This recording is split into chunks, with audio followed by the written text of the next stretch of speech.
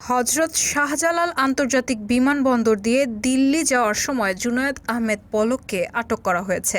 মঙ্গলবার বিকেল ৩টার দিকে বিমানবন্দরের ভিআইপি লঞ্চ থেকে তাকে আটক করা হয়। বাংলাদেশ বেসামরিক বিমান চলাচল কর্তৃপক্ষের একটি দায়িত্বশীল সূত্র বিষয়টি নিশ্চিত করেছে। তারা জানান, দিল্লি যাওয়ার জন্য জুনায়েদ আহমেদ পলক বিমানবন্দরের ভিআইপি লঞ্চে অপেক্ষা করছিলেন। এ সময় বিবেচকের কর্মচারীরা তাকে আটক করেন। পরে বিমান বাহিনীর কর্মকর্তারা এসে তাকে নিয়ে যান। এর আগে শুক্রবার বিকেলে দেশের ৫ কোটি শিক্ষার্থীর কাছে করজোড়ে ক্ষমা চান তৎকালীন ডাক, টেলিযোগাযোগ ও তথ্য প্রযুক্তি প্রতিমন্ত্রী জুনায়েদ আহমেদ পলক। তিনি বলেন, আমাদের ভুল থাকতে পারে, অপরাধ থাকতে পারে।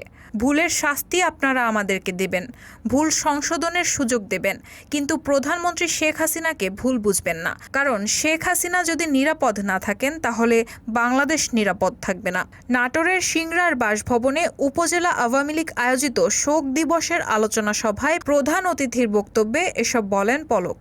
রায়হানা মুন, সবার কথা।